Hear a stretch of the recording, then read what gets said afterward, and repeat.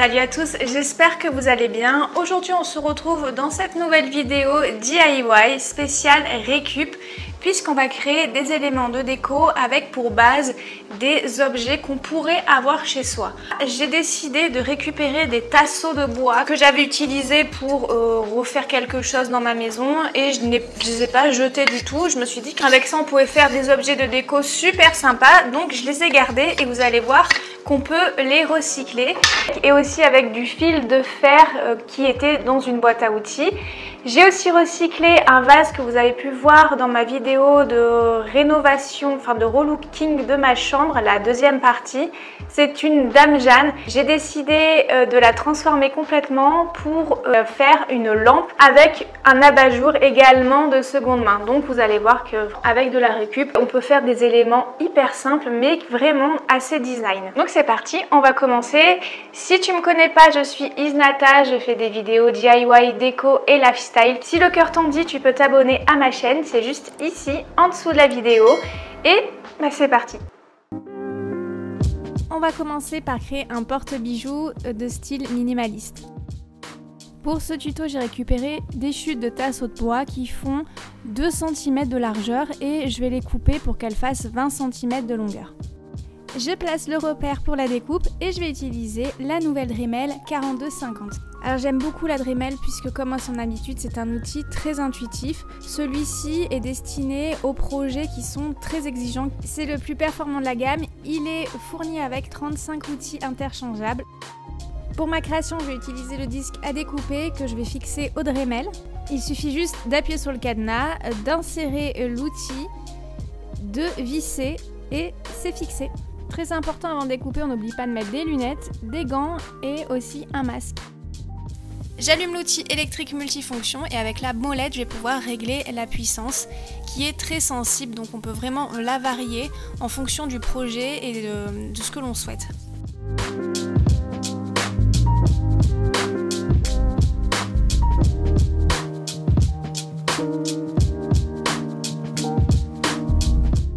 Une fois la découpe terminée, on va passer au ponçage.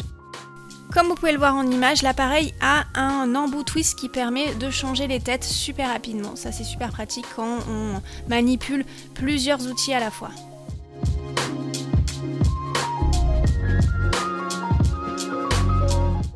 Je ponce bien sûr les extrémités, mais je n'oublie pas aussi de poncer un peu partout, histoire d'enlever toutes les aspérités. Je me munis d'une règle et je vais placer des points de repère pour pouvoir percer le tasseau. Pour info, repérez d'abord le milieu, puis après placez vos points de repère à 1 cm du bord. Je change d'outil et pour percer le tasseau, je vais utiliser un forêt. Je prends le plus petit de la boîte, c'est 3 mm de diamètre. Maintenant, on va découper le fil de fer. Donc pour cela, prenez le collier le plus long que vous avez chez vous et vous allez le mesurer. Puis mesurez l'écart qu'il y a entre les deux trous percés. Ça va vous permettre de calculer la longueur de fil dont vous allez avoir besoin. Vous allez multiplier par 2 la longueur du collier, ajouter la longueur entre les deux trous percés et vous allez mettre en plus 1 ou 2 cm, comme ça vous êtes sûr. Et voilà, ça vous donne votre longueur de fil. Maintenant, vous allez pouvoir découper votre fil de fer. Ça fonctionne aussi avec du fil de laiton qui est un peu plus malléable, mais comme j'en avais pas, j'ai fait avec ce que j'avais à la maison. Donc il vous faudra quand même une pince assez forte, une vraie pince qui coupe. Et voilà, donc je l'ai coupé à 70 cm. Avec des gants, je vais essayer de le mettre le plus à plat possible. Vous pouvez vous aider de la pince pour le mettre à plat.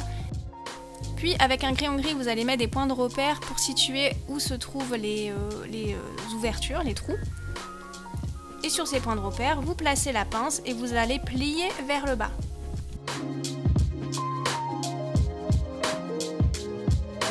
Quand c'est fait, je vérifie quand même que l'écart soit toujours bon. Si c'est pas le cas, je remets un point de repère puisque ça peut bouger entre temps et je replie. J'ai mis le fil de fer de côté et si vous le souhaitez, vous pouvez vernir votre tasseau de bois. Pour info, j'ai mis 3 couches. Et maintenant c'est presque fini, je vais coller mon fil de fer. Pour cela, il vous faudra de la colle extra forte.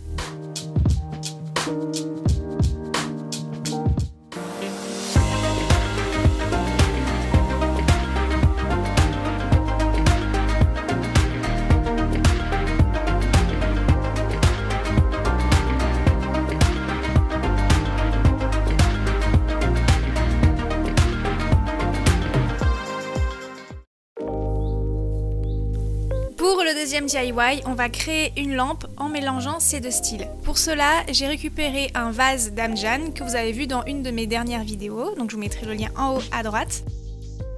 Pour percer le vase, je vais utiliser l'embout qui permet de percer le fer et la céramique et qui fait 6 cm de diamètre. Je positionne mon scotch de masquage pour éviter tout éclat de verre, on sait jamais.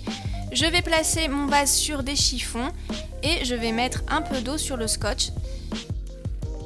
De prime abord, ça peut faire un peu peur de percer comme ça du verre, mais avec la Dremel, c'est super sécurisé et puis c'est très intuitif, comme je vous l'ai dit, c'est un appareil qui est facile à manipuler.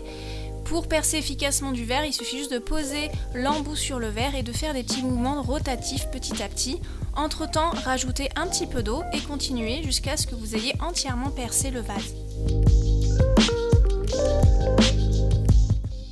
Et voilà, donc j'ai trop aimé faire ça, je sais pas pourquoi, c'est super satisfaisant, relaxant de percer le verre. Il y a quelque chose, en fait, c'est de l'ordre de l'interdit, on se dit mais c'est pas possible, et quand vous l'avez fait, vous êtes quand même assez fiers.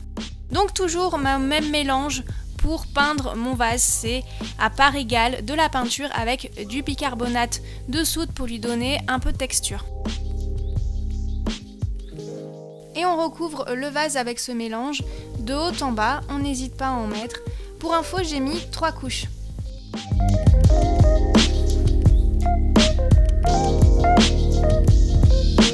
Une fois que ça a entièrement séché, je vais prendre mon mélange terre et eau, à peine tremper mon éponge à l'intérieur pour la frotter dessus et donner cet effet de vase ancien que je trouve vraiment joli. En ce moment en déco, c'est la tendance. Si vous voulez customiser des vases de toutes sortes, donner cet aspect ancien, n'hésitez pas à aller sur ma vidéo qui va s'afficher en haut à droite.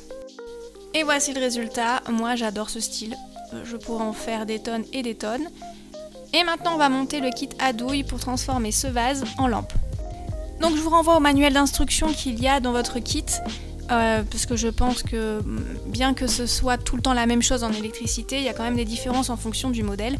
Donc n'hésitez pas à le suivre minutieusement et à monter votre douille. Donc moi, une fois que c'est fait, hop, ça rentre pile poil dans le trou. Si c'est pas le cas, laissez-le un peu ressortir et mettez de la colle tout autour. Donc moi, j'ai eu de la chance, ça tient.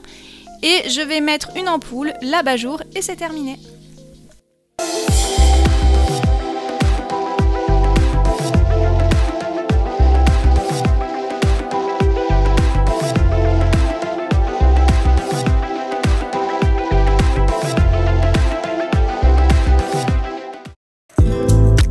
Et pour terminer, j'ai décidé de faire une déco de style abstrait.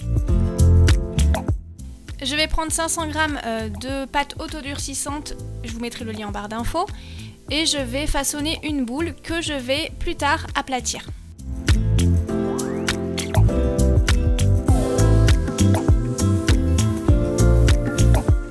Je lui donne une forme, donc à vous de voir, de créer en fonction de votre imagination, donner des formes aléatoires à votre création et je vais la percer.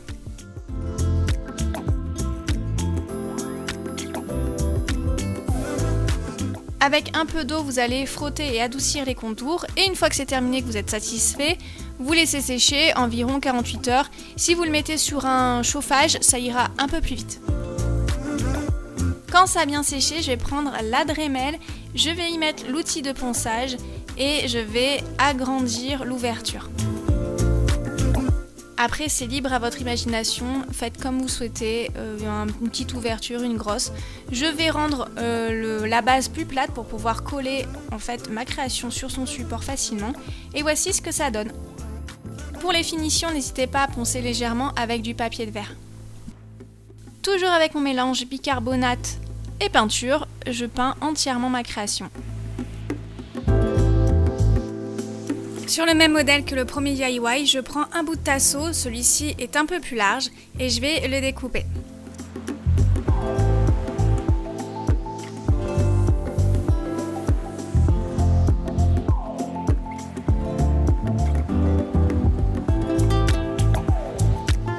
Et maintenant, je vais poncer.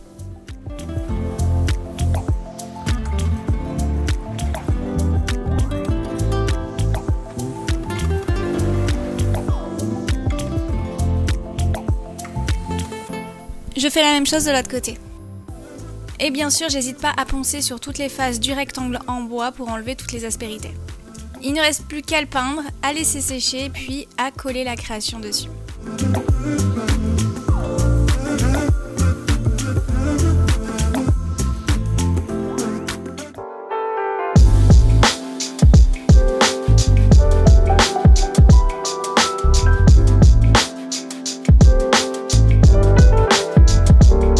Voilà, j'espère que ça vous a plu. Si c'est le cas, n'hésitez pas à mettre des pouces vers le haut. Vous pouvez me dire en commentaire quel style de vidéo vous aimeriez voir sur ma chaîne ou me donner des inspirations déco. J'ai toujours à cœur de recréer ce que vous me proposez. Et puis, il faut pas se mentir, mais ça me donne aussi beaucoup d'inspiration. N'hésitez pas à vous abonner sur mes réseaux sociaux que j'ai mis ici et vous avez aussi les liens en barre d'infos et bien sûr à vous abonner à ma chaîne.